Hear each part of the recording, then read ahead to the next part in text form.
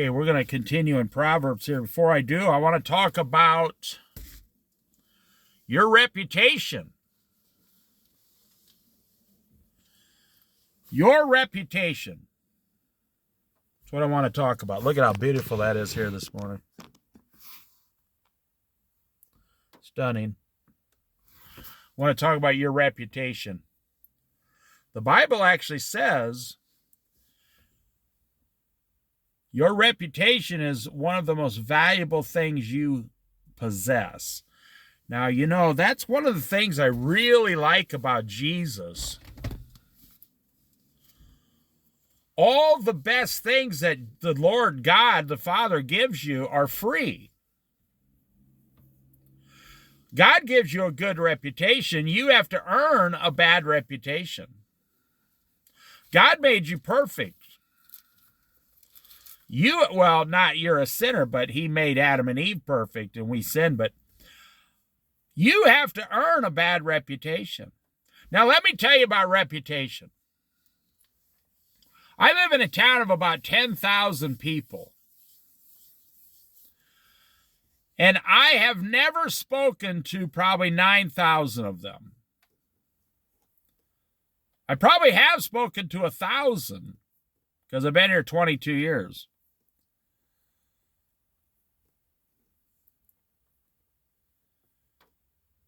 And I can tell you, and I'm not judging people. I am just watching as you live your life. I can tell you almost every single thing about the 9,000 people I've never spoke to. Well, how is that? Well, over the years, you observe people, and I'm telling you, they either got a fantastic reputation. I mean, it's really not, there's no middle ground, not really. Or they got a bad reputation. Like you see people in a small town, you'll never ever talk to them. They're nice, and you see them with their husband and their wife. And then a couple years later, you see them with a baby and they're going to work. Or you go to a business and you see them working there. And then a couple years later, you see them with another baby. And then you see them, their car's always clean. You know, I heard a preacher once say, a minister, this Southern black minister, he said, if your entire life, if your entire backyard is in chaos,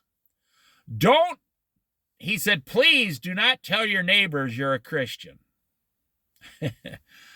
He said, because when they look over the fence and they see nothing but chaos and stupidity and ignorance and laziness and sluggardness and you're on drugs and you're drinking beer, he said, do me a favor and don't tell people you're a Christian. Because they're going to get the wrong idea that that's what Christians are, and that's not what a Christian is. That's just something people say to themselves. Well, you know, I'm a Christian. No, you're probably not, actually. But you just want to tell your neighbors something good about you. So, you know, also in a small town, people I've never spoke to, you know, you can just look at them and say, whoa, don't go near that person. Person looks like they want to kill someone, or they're always angry, or they're screaming at their wife. I mean, what do you think when you see another guy always in public screaming at his wife? Think that guy is completely out of control. You wouldn't trust him for 5 seconds.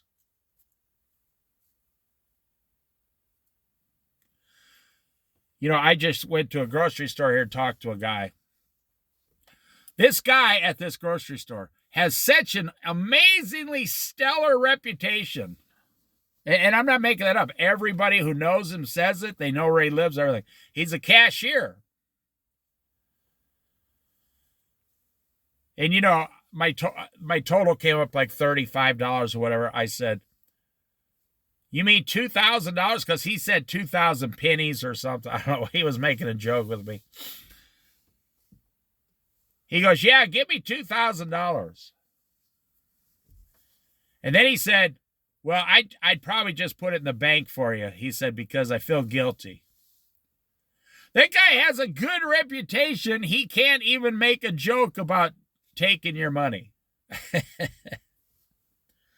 So in a small town,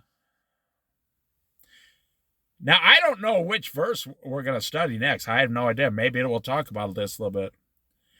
In a small town,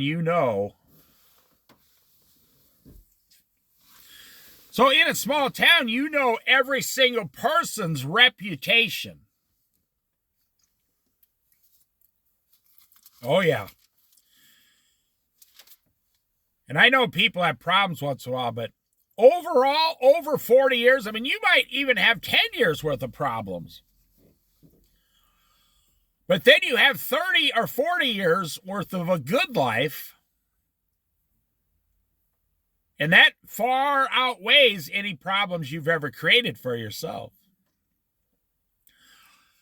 You know, I've known people that had such a bad reputation in this town because I used to work with them.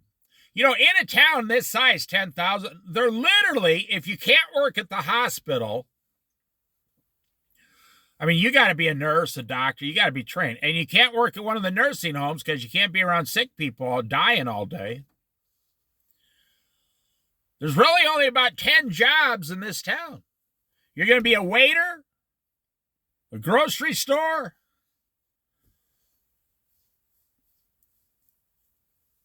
you know, things like that. There's really not a lot of jobs in this town. There's only one laundromat in this town. It's self-serve.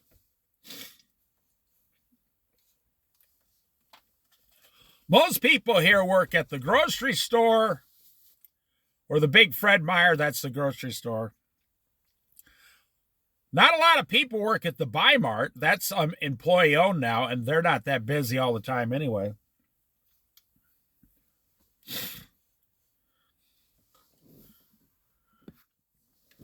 So I'm saying I knew a guy, 30 years old, who over 2 years worked at every single restaurant in town. Now, this was 15 years ago.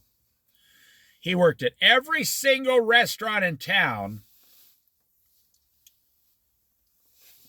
for a few months each and then left, like 2 or 3 months. He worked at like 12 different restaurants. He worked at some of them twice. He worked at one of the grocery stores and got fired.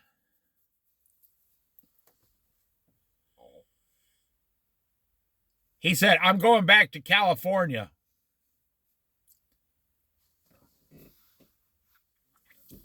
I said, "Why are you doing that?" He says, "I've got jobs at every single place I could get in this town, and I burned through every single one. I screwed them all up." He said, "My reputation, my work reputation is so bad, I couldn't get a job here." Then I knew this girl who worked at one of the stores here. 35 years. It was the only job she ever had since high school. And she's got more money than you do. I guarantee it. And she's been married just as long. She has a stellar reputation. You know she's coming to work tomorrow. You know everything about her. You know exactly what she's going to do. And now she's retired. And her husband is a really super nice guy. See, that's what I'm talking about. You just know people's reputation. Let's start with verse 8. Righteousness guards the person of integrity, but wickedness overthrows the sinner. So what is a person of integrity? And where does righteousness come from? What is this righteousness? Is it a real thing? Alive, L-I-V-E, a live thing? Yes, righteousness comes from God. So when a person, a man or a woman, is living a life of integrity, then God's righteousness comes down on top of them. Well, I'll tell you what, you can impress God. People say, well, he's God, I'm only a man. No. Especially in today's society. In these last days, it's easier than ever to impress God. All you have to do is stop doing what everybody else is doing. It says Noah's ark. Noah was a man. God found Noah to be a righteous man in his generation. Do you know how easy it would be to be righteous in Noah's generation? Everybody else was out having, orgies and drunkenness and lewdness, and Noah was building that ark for 100 years, and they just made fun of him the whole time. So it did not say that Noah was a great man or a sinless man. It said he was better than everybody else in his generation searching out God. God said, Noah, and Noah said, yes, Lord, here I am. He knew God. Same with today's society. How many people do you know that search the scriptures 6 days a week?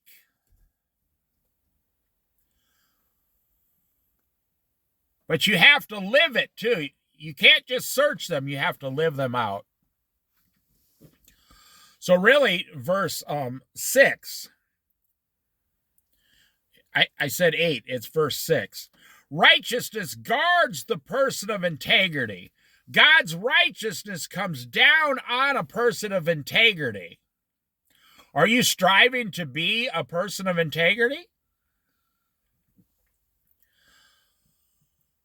But wickedness overthrows the sinner.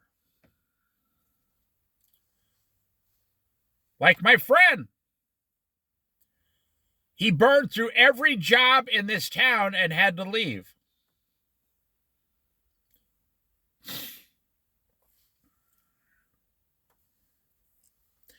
Then I just did a study on verse 7. One person pretends to be rich, yet has nothing. Another pretends to be poor, yet has great wealth. If you want to know, I just did a whole study on that. Verse 8, a person's riches may ransom their life, but the poor cannot respond to threatening rebukes. You get this a lot with the drug dealers in Mexico and all over the world. If they see an American, they will kidnap you now and then call your relatives for a ransom. They bypass the police, or they just say, they kidnap you, they take you to a room and say, give us all the information we need or we're going to blow your brains out. And they're usually very reputable. Actually, they will let you go after the money has been wired from the United States into America. Into Mexico, into their account. I'm telling you, that's what it means. A rich person can ransom his life, but a poor person, you ever wonder how does a couple, gang members control like an entire neighborhood? Because they're surrounded by poor people, widows, orphans, poor people that they can easily control. That's how it is. It's right out of the Bible. Don't get angry at me. It's right here. But the poor cannot respond to threatening rebukes. I was at the grocery store looking for meat today. I was going to buy a steak. Cheapest one I saw was like $17. I don't even like myself that much.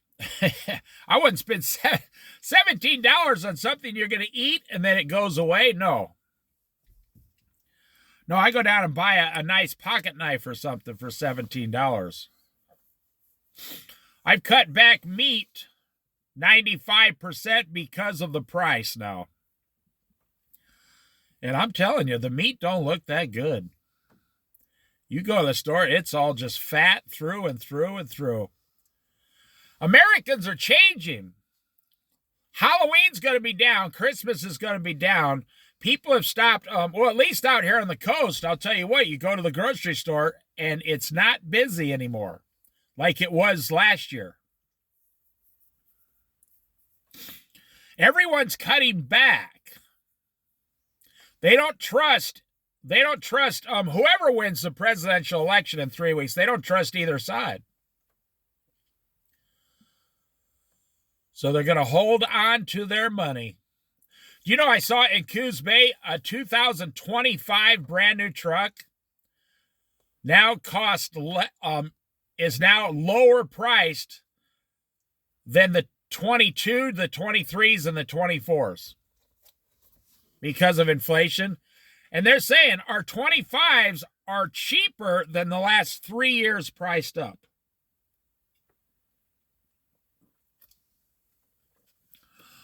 That's really not because of inflation. It's because people are tired of buying these new vehicles for $900 a month. I think that the auto corporations have burned through all the suckers they could find to buy a $1,000 truck payment. Because if they could raise the price, they would raise the price. Don't be silly. They're being forced by supply and demand. No, they got the supply, but nobody wants the demand anymore. They don't want it. So they had to lower their prices and take a loss.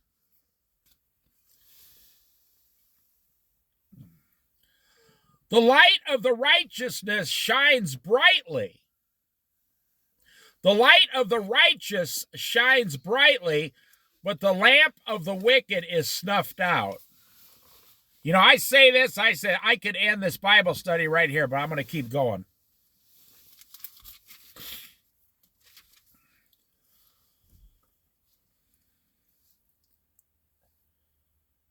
The light of the righteous shines brightly, never goes out, because the Lord is making you shine, or I could say he is technically shining through you. It's not your light, it's the light of the Lord shining through you, so other people can see it, the good news of the call of salvation. But it's the second half I've seen my whole life. But the lamp of the wicked is snuffed out. I've known a lot of wicked people in my life. And they prosper. It's the same for every single one. I can guarantee you this. If you're younger, pay attention to what I'm saying. If you have someone wicked around you, just walk away from them, because they are going to fall eventually. It's guaranteed that God's going to destroy the wicked. And I don't mean on the last day. Think of how many tens of thousands of wicked people God is destroying right now, today, Tuesday, throughout the whole earth. Their time is up, and God says, I'm not going to put up with you anymore. I've given you 5 years of warnings. Now, I don't mean he's going to take them off the earth and they're going to die. No, he's going to take everything they have away from them and push them in the ditch to humble them, to see if they will turn towards his son, Jesus Christ. But I can guarantee this is one main theme I've seen in my life, my interesting life. Wicked people only prosper for a short time, and then they chop off their own tail. They're like little devils running around. Because their desires, the desires of the wicked, we just read this, is not ever fulfilled. They always want more, even if they're doing drugs. They want more drugs. What do you do like when, see that crow just fly by? What do you do like you're at someone's place, you got all these steaks and chicken cooking, everything's great, you got like a case of beer, and what do they say? When someone needs to go down and buy more beer. Well, why don't you just each drink 2 beers and that'll be enough? Because I'm not happy with 2 beers. I want 7 beers. That's wickedness. That's wickedness. The desires of the wicked are never fulfilled. And they are fulfilled for a short time. There's that crow right there.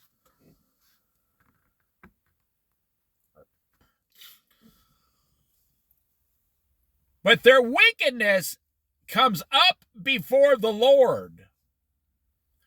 The Lord speaks of their wickedness. Our angels come or whatever, tell the Lord this person's being wicked. Of course, the Lord knows already. He's everywhere. And he only puts up with it for a little while. If you are living a righteous life and you try to be wicked, God will come down immediately and slap you and say, hey, stop. What are you doing? Why did you get off the narrow path and go onto this road? Why? He said, I don't know. I just thought I'd go downtown and have a little fun. And the Lord says, don't do it. But then if you continue doing it, then he'll let you do it. And if you don't come back, even the prodigal son came home eventually. Well, he was forced to. He had no food. 0 food. But he came home. But if you don't come back, then the Lord will say, I'm tired of chasing that lost sheep. He will let you destroy yourself so you come back home. The prodigal son destroyed himself. But the lamp of the wicked is snuffed out. Well, who's doing the snuffing? Well, they snuff out their own lamp, but the Lord's going to come and snuff out their lamp. Verse 10, where there is strife, there is pride. But wisdom is found in those who take advice.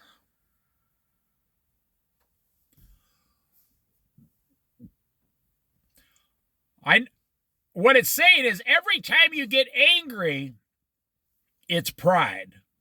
That's all it is. Every time you become angry in life, it's pride. Complete and total pride. Whenever you become angry, that's your pride talking. Whenever you start arguing with a brother, sister, or your wife, or your children, that's pride. And what is pride? Pride is something that arises when your feelings get hurt. People don't realize that. What makes pride? When your feelings get hurt, or you feel like people are mistreating you, your pride starts to rattle on up like a rattlesnake tail. And you start to become defensive, and you're ready to do battle, over something like who put, the lemonade on the counter or something stupid. That's what pride is. But wisdom is found in those who take advice. Now, taking advice is reading your Bible. And a wise man, a wise woman, does not argue. You can see the other person wants to argue. You know, it takes two to argue. But I don't even care about that. I personally don't care about how you feel. If you want to start yelling and screaming and calling names and talking bad about our parents and all this stuff, and you threaten me with, if you don't act a certain way, we're not going to be able to communicate with each other.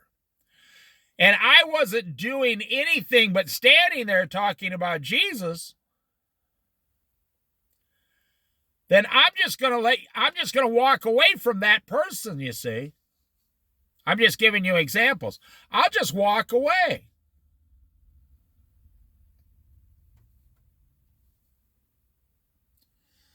I will just simply turn around and walk away. That's what I used to be known for at my job. You couldn't get me to argue with you. People try to start an argument with me about religion or something, I'd start talking about the weather. Because your feelings are only going to get hurt if you want to argue some point that is just stupid. It's like the Republicans and the Democrats arguing. You see where that gets our country. You see what's happened to our country because they cannot stop calling each other names. Now, even Kamala Harris is now out. They talk about Donald Trump, but now she's out on the campaign trail calling Donald Trump names. Someone gave her bad advice. They said, well, if Donald Trump is calling us names, then we need someone to go out and start calling him names. That sounds like the first grade, recess playground. She should have never gone down that road, and people would have respected her more for it. That's why Donald Trump lost the last election, because his pride, he keeps yelling and screaming at women. And he calls women vile names in public.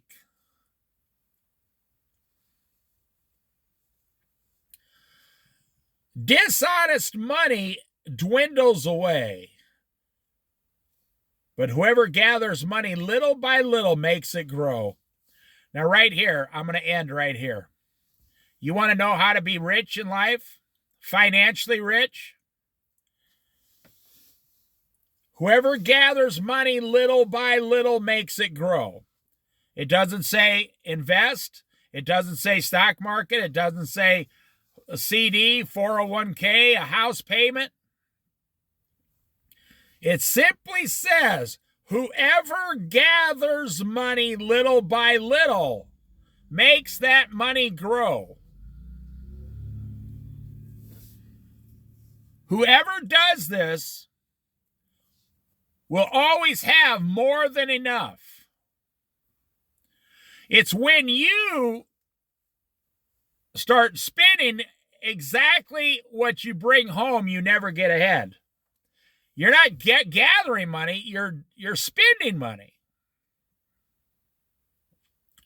And then when you get to where you're spending more than you gather, more than you bring home, like you have to use those credit cards every month, now you got problems.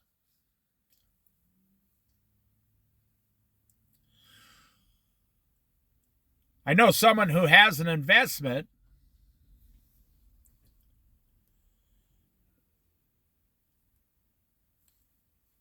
and it pays them a few $100s a month.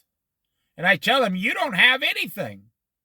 They say, what are you talking about? I get several $100s a month on this investment. I say, but what do you do with that money? Well, I use it to live. I spend it. So you gave someone $50,000. You get a few $100s every month on interest, yes. But at the end of the year, you spent all the interest money to survive, and you still only have your original balance of $50,000. They say, yeah, that's true. If you would have went to work 2 days a week,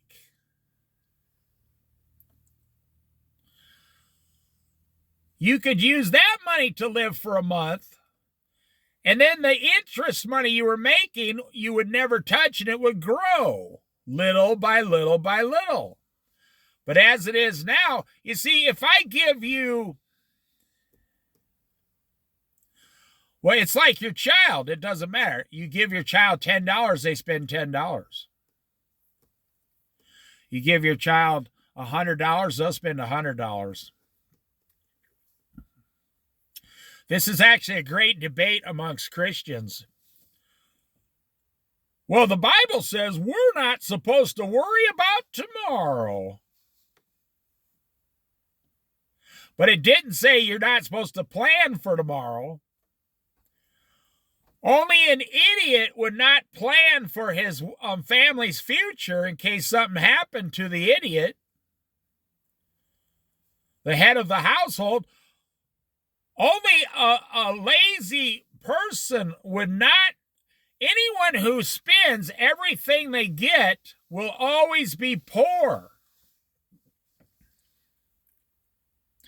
Dishonest money dwindles away.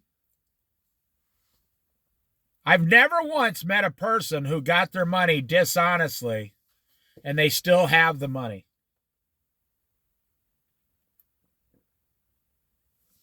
I've never seen it. I mean, do you know any rich crackheads? Do you know any rich, drug dealers? No. They always crash and burn and end up in prison.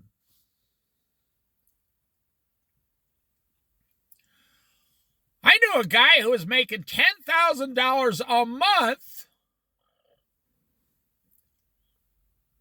selling cocaine. This was like 25, 35 years ago.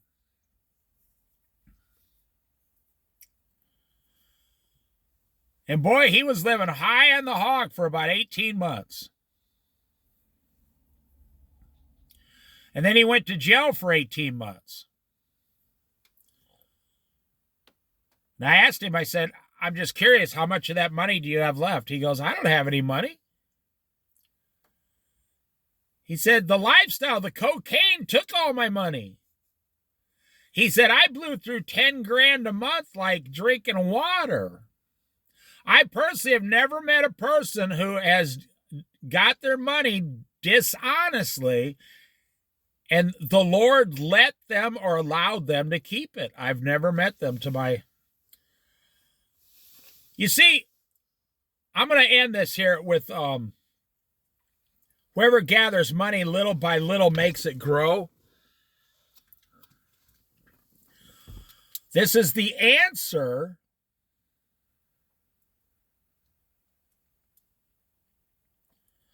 to all the financial problems we have in America today since 2008 and all the financial problems that will be coming in the next 2 and 3 years. If you have always been living on 90% of your income and you've always been saving 10% of your income, when financial hard times come, nothing bad will happen to you.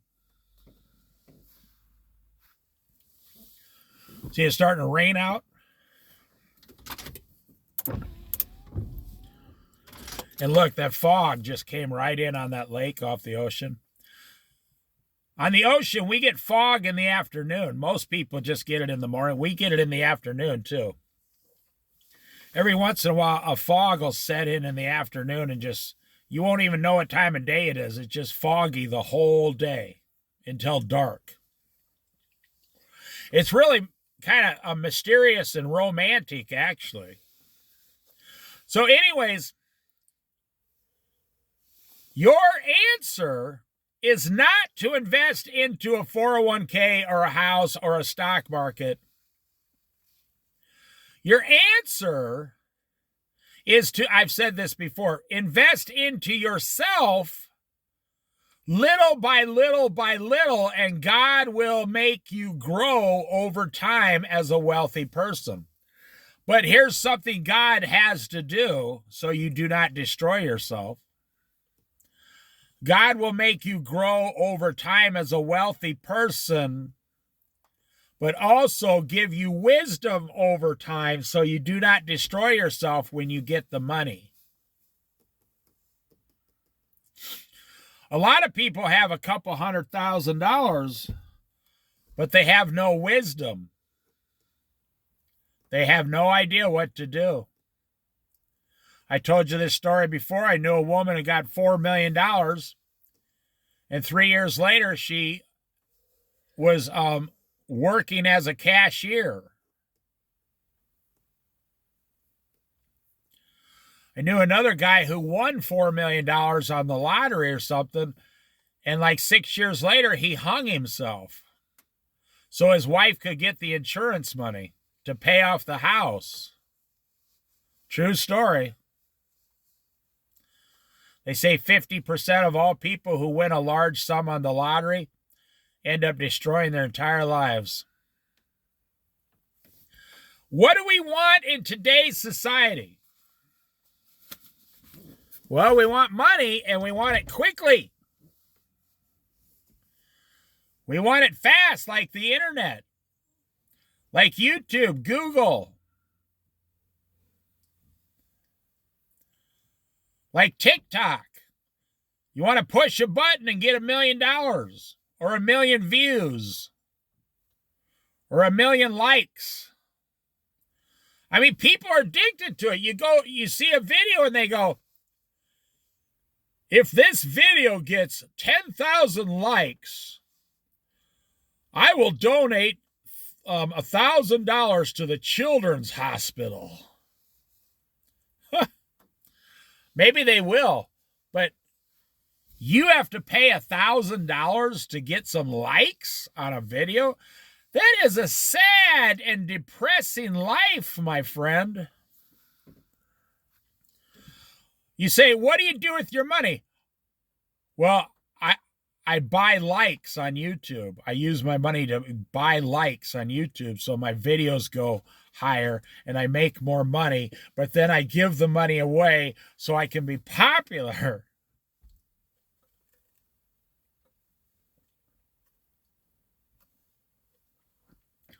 I told a guy at 45 years old, he said, how do I become a millionaire? I said, you're too old. It's too late.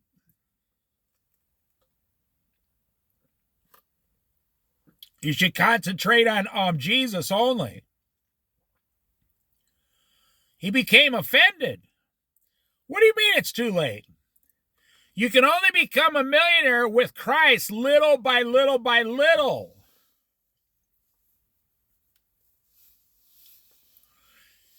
And if you follow God your whole life, Jesus Christ, and you accumulate $1 million in wealth after selling 2 or 3 houses or something,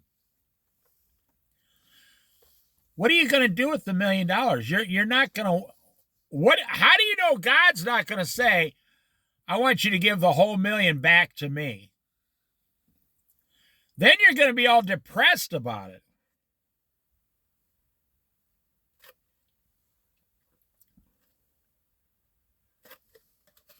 I'm just telling you how it is.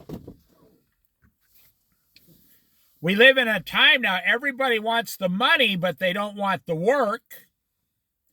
Everybody wants the wisdom, but they don't ever want to read the Bible. Everybody wants eternal salvation, but they don't want to have anything to do with Jesus. Everybody wants to be married 50 years to a great woman, but nobody wants to do what it takes. They want, several women on the side or something. Everybody wants their children to do great in life, but they don't want to stop watching football every Saturday and Sunday all year long and sports. They don't want to go outside with their children, no. They want great children, but they don't want to go outside and do anything with them. They want to watch sports. See, we're in a society these last days, people will become lovers of themselves and lovers of money, it says. And that's what you're seeing. Oh, I love myself more than anybody. I love myself even more than I love God. That's what people say. I love money. If I could just get money, if I could just get more money, then all my problems would be solved, is what this generation is all about. Now, Generation Z, Gen Z, they say, I don't want anything. I just want to sit at home and not do. If you just give me a coffee and 2 pieces of avocado toast, I'll just live off that and never do anything. The idea of how capitalism used to work is dead.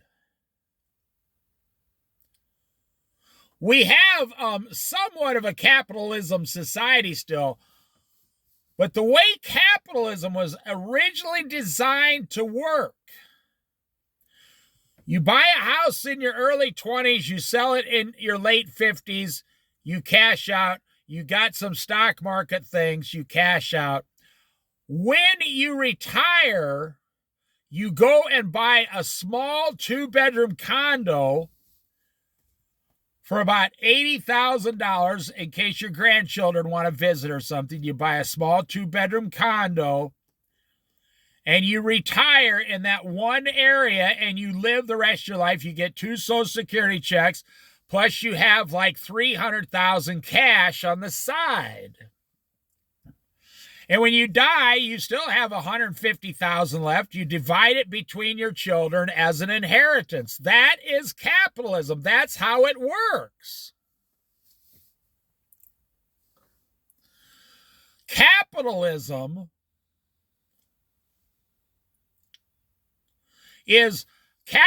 takes 40 years. That's the ugly truth about capitalism that nobody wants to talk about. It takes 40 years to become set for life. Well, then you're 65 years old. You have 15 years to enjoy your retirement. That's the way it was designed for. And you have 15 years to serve the church and go around and help your children and go visit your grandchildren and annoy them. That's what it was. Now they're closing 500 7-Elevens next year.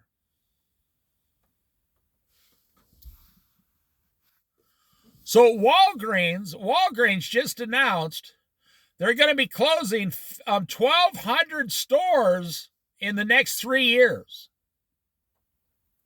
They got like 6,000 or 7,000 stores. Now check out what I just said.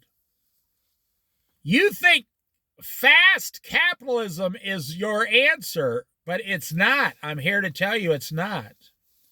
I always knew I wasn't going to be a millionaire because in my late 20s, I said, well, you know the story. The Lord spoke to me and said, do not go down this financial road. Come follow me, the Lord, instead.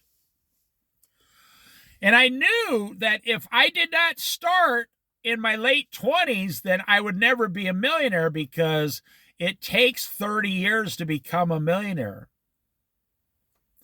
I know people far better than I ever even dreamed of being. And they were all millionaires over 40 years. Like they might have achieved $1 million in equity in houses, apartments that they had that was paid off, like in their early 50s. However, they don't have $1 million. It's in the value of their fourplex apartment or something, or they got two of those somewhere worth $500,000 each. Yeah, back then you could buy a fourplex for like $150,000.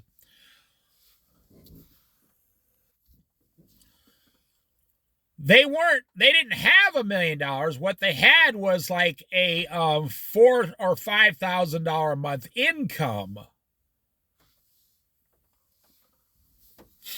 after expenses. But they had to buy those apartments in their early 20s, and then they were paid off in the late 40s.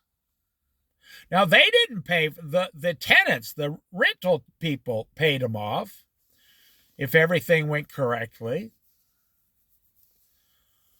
But you want $1 million right now today for doing what? And that is why you're having trouble and struggling with, well, I haven't figured that part out yet. And I'm here to tell you, pay attention. You're too old. You're not going to figure it out. I had a guy tell me he was going to invent something and become wealthy. I said, go back and look at history. The person who invents the things never becomes wealthy. It's always the people that come after the invention. They steal your invention. Basically, they make the same product a different way, and they make all the money because they never had to put any money into the research. They just come and it's like someone invents a drug, and the next company comes by 3 years later and just rips it off and starts selling the generic drug for $50 a month. They're the ones that make the money.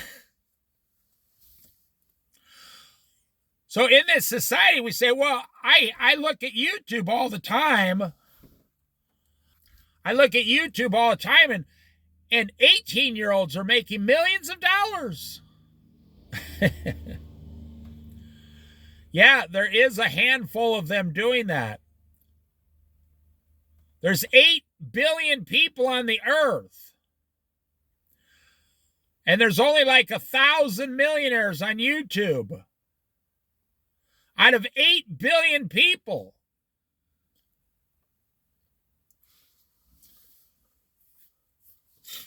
So are you smarter? Now think, are you smarter than all the corporate CEOs at 7-Eleven?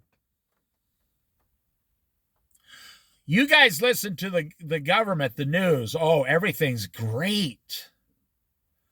The economy's the best it's ever been, they say. Well, all the CEOs at 7-Eleven are saying this is the worst economy we've had in 30 years. We have to close 500 stores next year.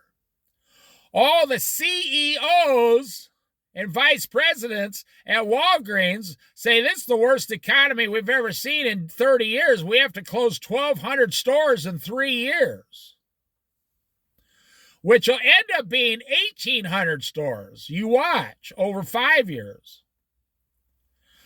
All the CEOs in all the major corporations in America are planning on cutting back 25% of all their stores.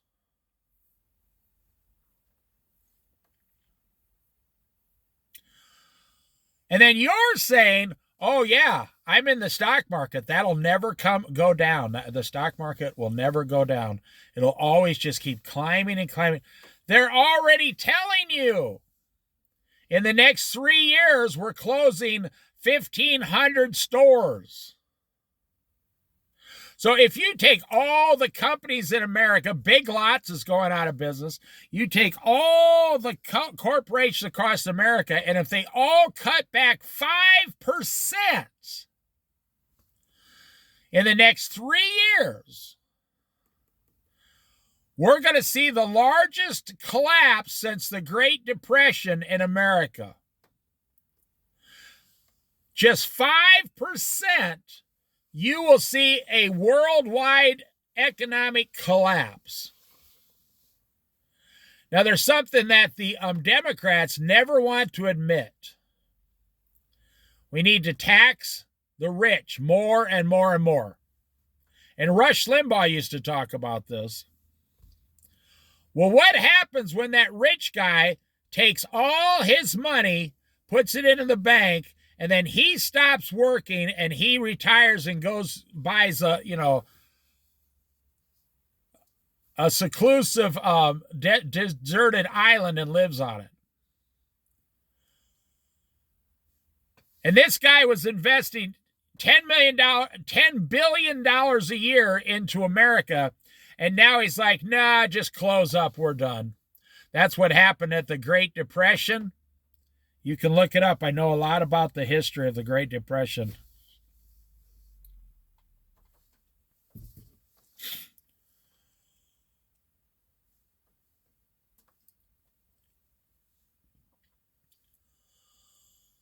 The rich people they lost a lot of money, but they had a lot of money left.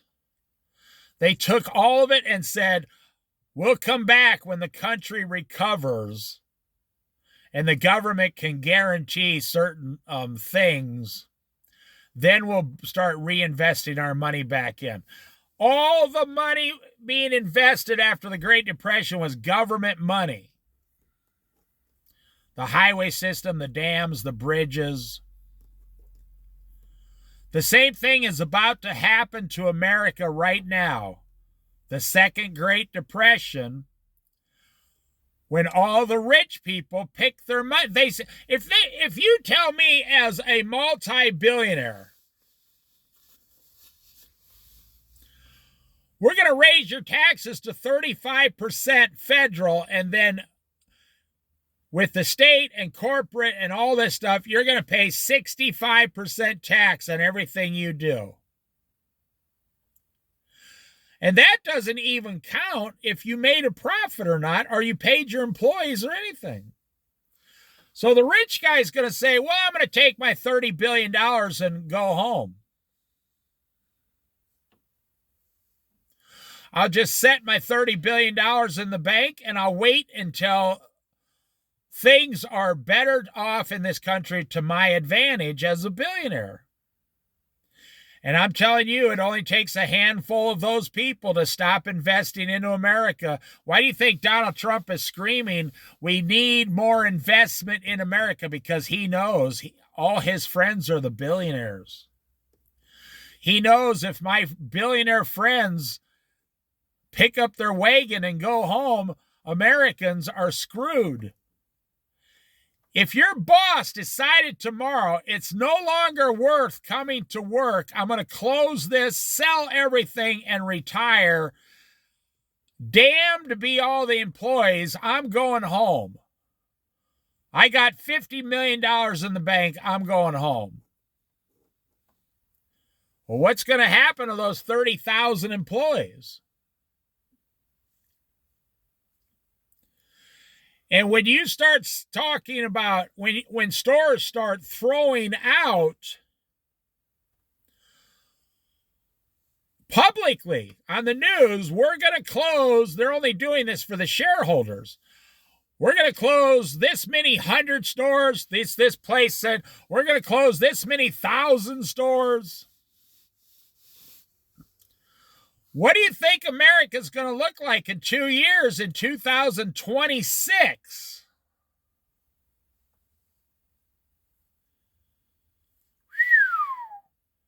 So the Bible is correct. Those who grow their money little by little, you will always be okay. But you say, and I have friends who tell me this, No, I got a way to make a lot of money. I'm going to come up with a way to make a lot of money. A lot of money. I don't even try to talk to them anymore. I say, okay, well, good luck with that. But they've been telling me that for a long time. And they've never done it. Now, during the Great Depression, it came down to 35% of the population didn't have food. Now, we have a much better system today, but could you imagine if even 15% of all Americans couldn't find food in 3 years? And here's the deal. Do you know how long it took Walgreens to put up 1,500 Walgreens? A decade. They're going to tear down 10 years of progress in 2 years. 3 years. So what's the recovery here? That's what I'm telling you. How long will it take America to recover? I don't think we recover before the rapture comes. If it took them 10 years with government stimulus money and everything to build all those stores, then how long is it going to take them to rebuild all the stores in the future? They'll never do it. That's what I'm saying. This is going to be a permanent thing from now on. It's going to be permanently like this. It will permanently be like this. And the people out looking for Christmas jobs, I told you this on another video a couple days ago, the people out looking for Christmas jobs now are saying, when they walk into a big box store to get a job for Christmas, they're like, we're only going to hire for 3 or 4 weeks and then let you go. Because Christmas is going to be slow. We got a lot of employees already. We're cutting back, or we're going to give overtime to the employees we already have for only 3 weeks. We're cutting our hiring back by 50% for Christmas help. Last year, I went into Fred Meyer and they were taking down the Christmas section. They were tearing down the Christmas section and putting up Valentine candy. I'm not making this up. On December 20th. You know how they always wait till after Christmas and then they tear the section down after the first of the year? No.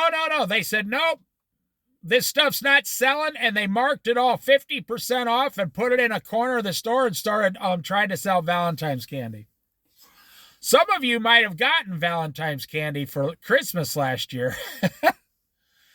And that's why. And they said it's going to be worse this year. I'm not trying to feed you full of gloom and doom. I'm telling you, the answer's right in front of you, so what are you going to do about it? Well, honestly, you probably won't do anything.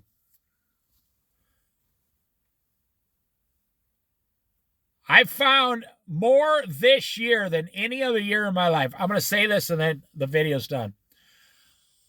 This year, I find more than any other year that I've been alive, something has changed with people. When I was younger, we would always plan ahead and make changes in advance. That's how you survived in your private life and your business life. But today, what I'm going to say is people don't change unless something they like is being taken away from them. Then they stand up and say, oh, wait a minute, what's going on?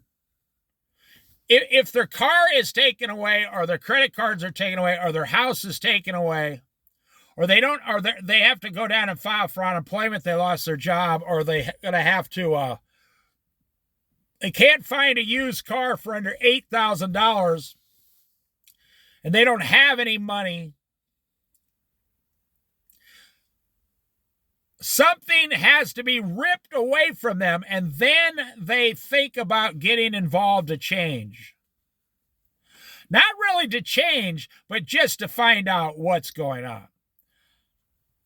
I would say 80% of Americans right now today have no idea what's coming in the next 2.5 years.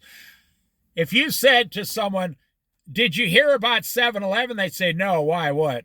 They stopped selling Snickers or something? Hey, did you hear about the Walgreens? No. Why? What's going on?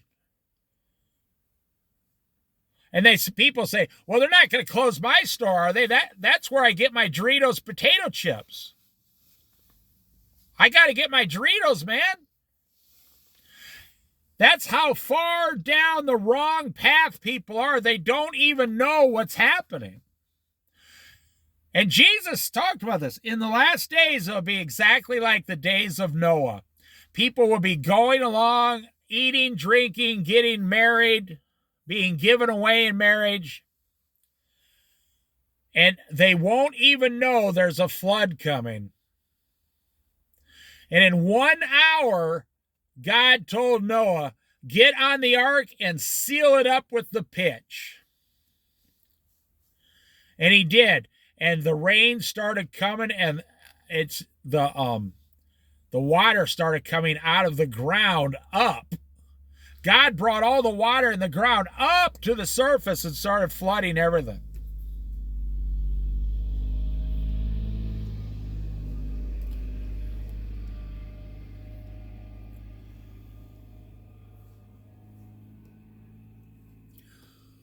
And that's how the Lord said in the last days, right before the rapture, that's what it'll be. People will have absolutely no idea that there's a rapture coming, and they'll be and as soon as that happens, everybody on earth will be just in total chaos.